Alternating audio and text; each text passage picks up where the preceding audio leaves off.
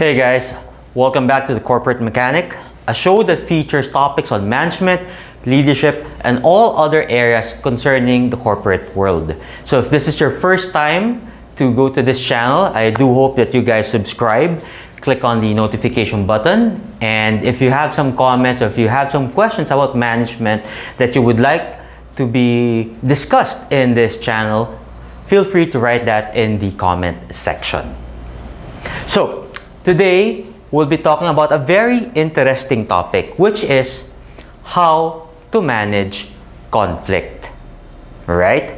So, napakagandang tanong nito. Why? Because this is something na magagamit natin, hindi lang as a manager. We can use this to manage our employees. We can use this whenever we have conflict with our management. We can use this when we have conflict with our peers. At hindi lang sa opisina nagagamit ito, pati sa bahay. Okay? Kunwari, nag-aaway kayo ng girlfriend mo, ng asawa mo, yung girlfriend mo tsaka yung asawa mo nag-aaway, di ba? Madaming gamit to. Okay? Hindi lang sa opisina, hindi lang sa trabaho, but in our daily lives, this is something na magagamit nyo talaga. Okay? So, how do you manage conflict? Now, in managing conflict, dalawang bagay yung dapat nating laging tandaan. First is, yung concern natin sa agenda natin. Mataas ba yung concern natin? Meaning, importante ba sa atin yung pinaglalaban natin? Malaking bagay ba siya? Okay, so that's the first one. The second is, yung concern natin sa agenda ng kabilang partido. Okay? Are we very concerned in getting the other party to meet or to get what they want? Okay? So these are the two things that we need to take into consideration. Now, in taking these into consideration, there are 5 ways of managing conflict. Now, before anything else, gusto ko lang sabihin sa inyo na while these methods of managing conflict may work, okay, out of these 5, I only recommend one to be the best form. Yung iba pwede natin gamitin at certain situations. But there's only one method that I truly would like to recommend to everybody. Okay, so the first one is what we call avoiding or withdrawal. Ginagamit natin to kapag yung issue, yung pinaglalaban natin, maliit na bagay lang. We do not really concern ourselves that much with our own agenda. Same with the other party's agenda. Tingin natin maliit lang yan. So, we normally can use avoiding or withdrawal if the issue is very trivial. Meaning, maliit na bagay lang yan. So, paano ba nangyayari yan? Ito yung situation na kung saan hindi natin pinag-uusapan yung isang issue. Hindi natin siya, tara, ayusin natin to, asikasuhin natin to. Okay? So, this is the situation we're in. For example, yung asawa nyo, yung girlfriend nyo gives you the cold shoulder. Yan. That's an example of avoidance. Diba? Yung hindi ka pinapansin, kinakalimutan na lang natin, binabaliwala natin yung issue at hand. Okay lang gamitin to kung napakalit na bagay lang yan. Kumbaga, yung pagtatalo na mangyayari, okay, yung effort natin para makipagtalo, para umabot sa conflict, napakalit lang ng resolution natin o yung mapapala natin, huwag na lang. Let's not get into conflict. If that issue, that matter is so trivial, let's not even get into a conflict. That's the only time that you should do avoidance or withdrawal. Other than that, wag. Okay? Kasi, honestly, that's the worst form of conflict. Kasi the conflict does not really get that's the worst form of conflict resolution. Kasi yung conflict, hindi talaga naayos. Diba? Ibinabaon lang natin. Madalas kapag ganyan ginagawa natin at malaki yung issue, unti-unting lumalaki yan. Unti-unting lumulobo yan. Until it comes to a point in time na hindi mo na makayanan, sasabog ka na lang. So don't do that. Okay? That's not a good way of managing conflict. Alright? So, let's get into the second one. The second one is what we call forcing or competing. Ito naman, okay to kung yung issue napaka-importante at kailangan masolusyonan kagad. It works when you need a resolution as soon as possible. So, you force yourself. You compete. Okay? But in this situation, napaka-importante sa'yo nung agenda mo as opposed to the other party. So, handa kang basagin ang relationship. It will have an impact on the relationship with the other party. So, if this is something na, kunyari, ngayon mo lang siya makakahalubilo, ngayon mo lang makakausap ng tao, the relationship is not that big, then, pwede rin. Pwede natin gamitin to. Okay? Kasi, the impact of doing so the impact of forcing will have a negative effect on the relationship. Mag-aaway kayo. Magkakatampuhan kayo. Bakit? Kasi ano ba itong forcing na to? Itong forcing na to, ito yung ibubuli mo yung kabilang partido. Dadaanin mo sa tapang, dadaanin mo sa lakas, dadaanin mo sa... Kung ba pwepwersahin mo yung tao na bumigay siya. You will use your effort. You will use all your strength to get what you want in exchange of the other person, having a bad relationship. Yun ang kapalit nun. So that's when you do forcing. Okay? But otherwise, so again, when you're in a relationship with somebody, okay? So office mate mo, kaibigan mo, 'di ba, kamag-anak mo, pag ginawa mo 'yan, mag-aaway kayo. Madalas mo makikita tong taong 'to. So pag-isipan din natin, when is that a good method to use? Okay? So, hindi again sa lahat ng oras magagamit natin ang forcing. If you're willing to sacrifice the relationship, then do it. Okay? The third conflict resolution technique is what we call smoothing or accommodating. Ito naman, kung mas importante yung kabilang partido, importante ma-save yung relationship, you will go with this route. Okay? Ito yung time na bibigay ka. Yung tipong, sige na, kung ano gusto mo. Di ba? Sige, kung ano gusto mo, kung ano, ikaw na yung masusunod. So, okay na yung conflict. Tapos na yung pinag-uusapan. Okay? Because you gave in. Why? Why would you do that? You would do that because if you realize that the issue, sa kabila pa rin, malaking bagay sa kanya yon, pero sa'yo, maliit na bagay lang naman, sige na. Okay na.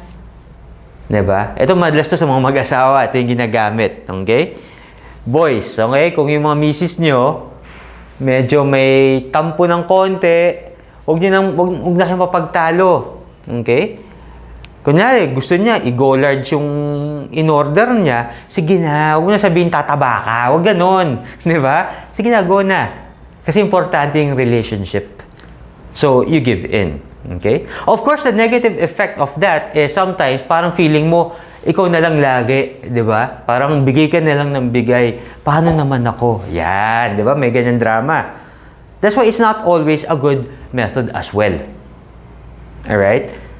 So, pwede siya, pero yun nga, at the end of the day, feeling nyo parang lagi na lang yung kabilang party, lagi na lang sila, paano naman ako, paano naman yung kailangan ko. It resolves the conflict, pero you feel na parang, yun nga, you don't get what you want. So at some point in time, mauubos ka rin. So that's not a very good method of managing conflict. It can work, okay, and it works best if the relationship is important, but again, there are better ways of doing that. There are better ways of resolving conflict. Okay? Now, the fourth type of resolving conflict, and this is something that is most commonly used by a lot of people, is what we call compromise. Kailan ba natin pwedeng gamitin ang compromise? Kompromiso, ano ibig sabihin nito? We meet halfway. Okay? You give something, I give something. I lose something, you lose something. This is what other people call a lose-lose situation.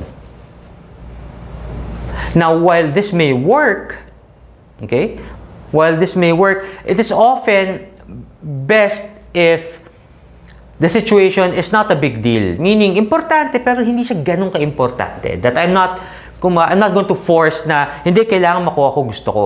Same with the other party. Hindi rin ganun ka-importante sa kanya yung bagay niya. In those situations, a compromise agreement might just work. Okay? So you give something up, he gives something up, you get part of what you want, he gets part of what he wants, and that does it. Problem solved. Okay? Now, remember that compromise might work, but it is still not the best form of conflict management. Okay? It can work. So, tingnan natin yung sitwasyon. Tingnan natin ano nga ba yung pinagtatalunan nyo. Kung malaking bagay siya, don't do a compromise. Kasi feeling mo at the end of the day, lugi ka pa rin. Both parties lose in a compromise agreement. Alright? Now, the last and the best form of conflict management is what we call collaboration. In collaboration, napaka-importante nung agenda mo, pero you also recognize that the other party is very concerned with their agenda. Okay? Kung pareho kayong nagpupumilit, ang tendency dito mag-aaway kayo kasi no one will give in. Both agendas are very important. So how do you collaborate? Now, the most important thing to remember in collaboration is to separate the problem from the person. Okay, let me repeat that. Separate the problem from the person. Meaning, you come into the discussion, you come into the conflict thinking na ako may gusto akong mangyari, siya may gustong mangyari, pero hindi ibig sabihin kalaban ko siya. Pagtulungan ninyo yung problema.